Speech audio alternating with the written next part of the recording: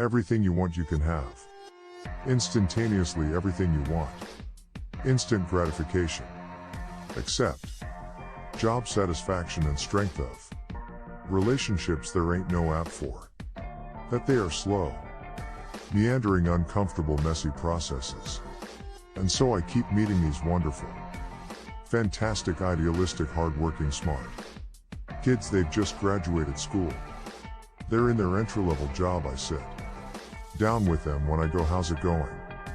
They go, "I think I'm gonna quit." I'm like, "Why?" They're like, "I'm not making it." Impact. I'm like, "You've been here 8 months." It's as if they're standing at the foot of a mountain and they have this abstract concept called impact that they want to have in the world, which is the summit. What they don't see is the mountain. I don't care if you go up the mountain quickly or slowly, but there's still a mountain. And so what this young generation needs to learn is patience. That's some things that really matter, like love or job fulfillment, joy, love of life, self-confidence, a skill set. Any of these things, all of these things take time. Sometimes you can expedite pieces of it, but the overall journey is arduous and long and difficult, and if you don't ask for help and learn that skill set, you will fall off the mountain. Do you love your wife? Yes. Right. Prove it. Like, what's the metric? Give me the number that helps me know. Right, because when you met her you didn't love her. Right. Now you love her. Right. Tell me the day the love happened. It's an impossible question, right? But it's not that it doesn't exist, it's that it's much easier to prove over time. Right.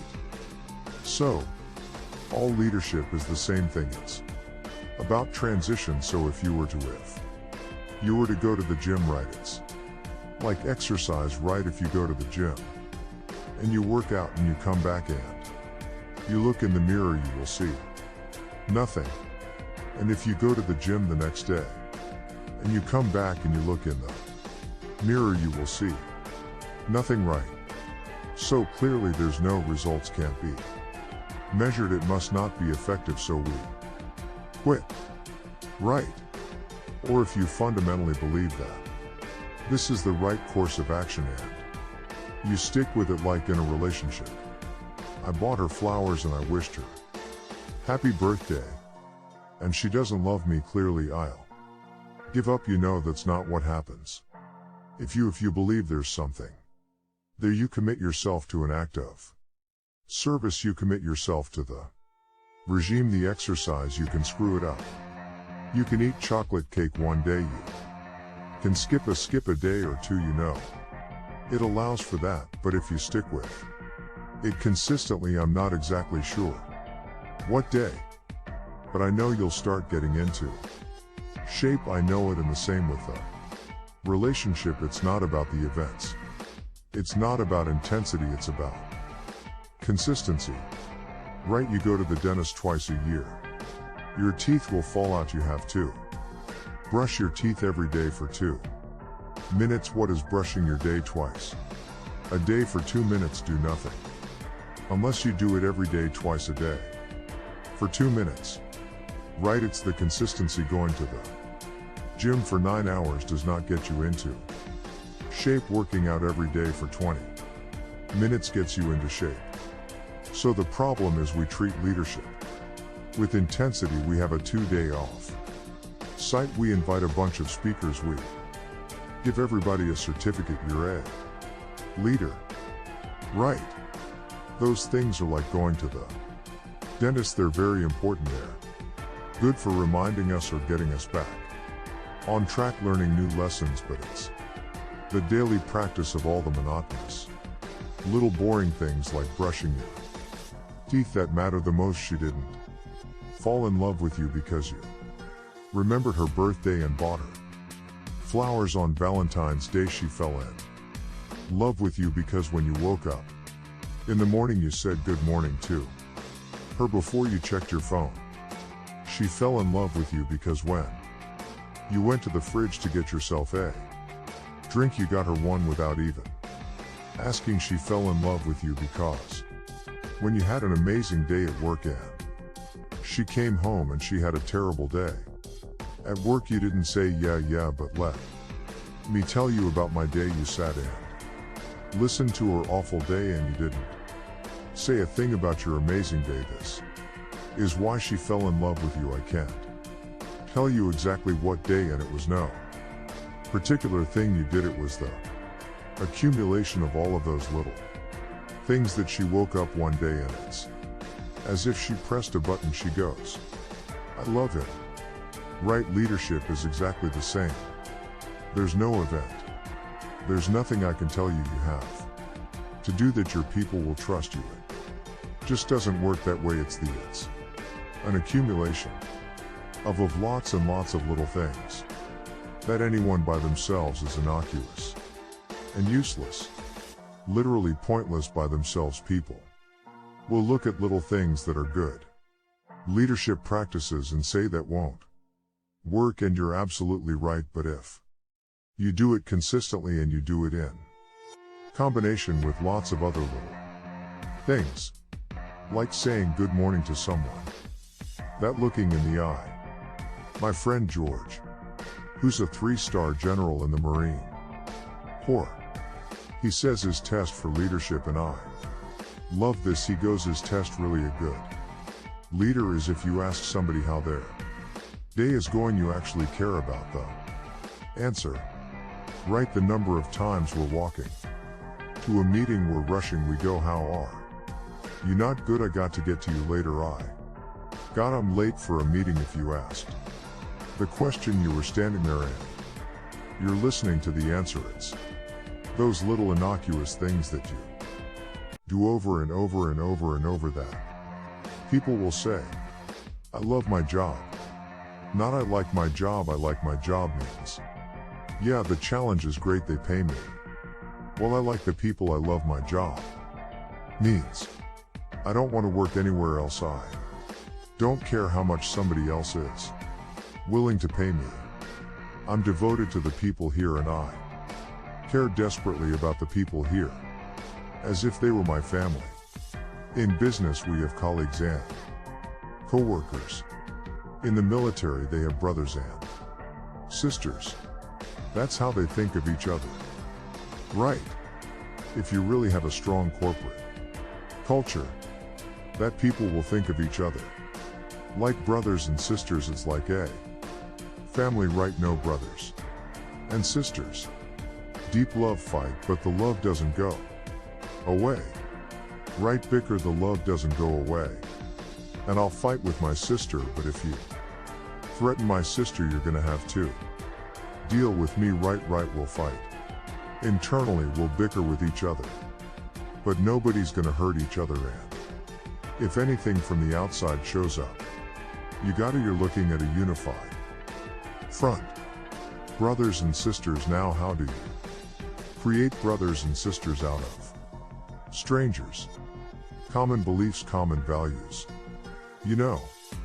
Parents, in other words, executives who care about their children's success, who care to raise their children, teach them skills, discipline them when necessary, help them build their self-confidence so that they can go on and achieve something more than you could have ever imagined achieving for yourself. That's leadership and absolute love and devotion for the people who've committed their lives to this enterprise. That's such a brilliant reframe. It's so simple and so beautiful and an unbelievably hard work. It is, and it isn't. Here's why it is. You said it, it's hard to measure. Right? It's hard for me to show, hard to measure. In the short term, it's very easy to measure. In the long term, over the long term, the traditional metrics will go up. All your revenues, profits, market share. The traditional metrics will go up, and more importantly, they'll go up more stably. Right? You will be able to weather hard times better because the people will come together. They won't abandon ship. Right. In the over the long term though, traditional metrics are just fine, but also over the long term your churn will go down. Right, you won't be going through employees as much. Right, over the long term you'll find that loyalty is much higher, that people will turn down better paying jobs.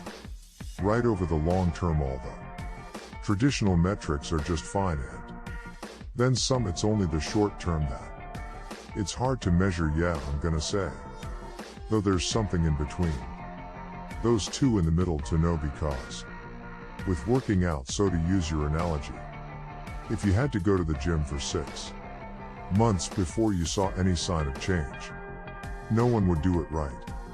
And there are so many variables in working out. The number one thing is to know who to listen to. The number one thing is to know what to look for, right?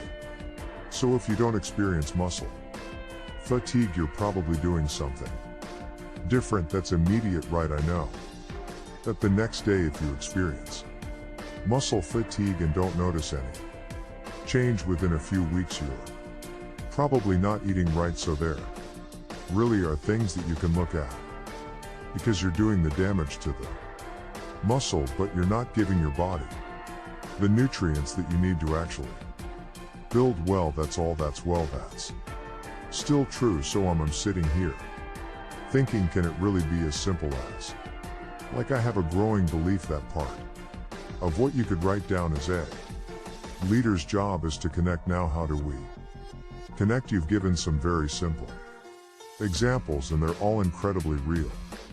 Asking somebody how their day is and actually waiting to hear the answer and caring about what the answer is. Time spent together, right? I couldn't have a very effective relationship with my wife if there actually isn't time together. And one of the things that I have personally struggled with is, as the organization has grown, just time with any individual becomes more and more difficult. And so then you start focusing on, okay, wait, it's just about creating the environment, but as you lose touch with the real sense of, like, I know this person and I can see when they're having a bad day, and really leveraging, like, what we have as humans. And this is why your teachings are so powerful, as you wrap it in the truth of the human experience. You wrap it in how humans really connect, like, all looking at each other, sensing that, like, hey, this is either hitting or it's not. Like, all of that stuff is super real, and as an organization to be able to find ways in that middle ground where it's like, I'm pretty sure this is working and I really believe in it at a macro level, but I just want to know, because there's so many paths, right? And you could nudge sort of one way or the other to create something that I'm in. Maybe it's as simple as, here's when I'm using this right now, the amount of laughter I hear in the office. Maybe that's dumb, I don't know, but I'm really doing it, and I really think all day, like, how much laughter have I heard today? And I feel like when everyone is making really taking an effort to connect with each other, to provide empathy and all, that there's a lowering of people's defenses and just a sort of natural outpouring of that is joking around. And so you hear this laughter bubble, and when things get really tense and stressful, I literally feel like you could have a decibel meter and just feel it coming down. I mean, look, it's a human thing. So just as you know how your body feels after a good workout, you know how your body feels after a big greasy meal. You know that one is good for you and one is not, despite what it may taste like. And that's the problem with short-term gains, right? They feel really good in the short term, so it's like we're highly trained social animals. We're highly adapted social animals. We can feel social awkwardness, and we can feel when things are going well. You can sense it. You say you have this sense of laughter, around the office. Like we're not, we don't walk around with blinders where we're like I said, we're made to do this. That's why we can assess if somebody's trustworthy or not, That's why we keep our walls and we're like, yeah, his results are great, but I wouldn't trust him, right, as opposed to letting down your like I trusted for anything I trusted with my kids, my money, anything, So we're highly attuned animals. And so we're good at sensing it, but I will say there is a caveat to your metric of laughter, which is a decent one. Is that scale breaks things right in human beings, as I said before.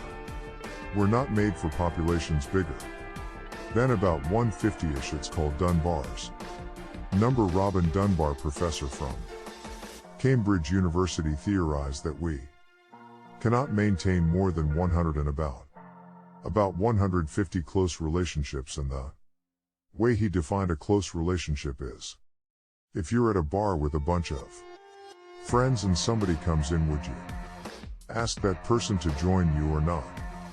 And it's about 150 that we would ask them to come join us. And if you think about the reason, that actually makes perfect sense, which is there's two limiting factors. One is time. If you only gave 2 minutes to every person you'd make no close friends, and the other one is memory. You just can't remember everybody.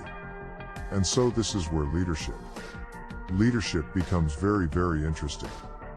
Because if you have a company that has a lot of people, 5, 6, 7, 800 people, 1,000, 2,000, 5,000 people, clearly you can't know everyone, and clearly as a CEO, like I care about every single one of my people. You don't even know some of the people you work for are real, who work for your bastards. You don't care about them, right?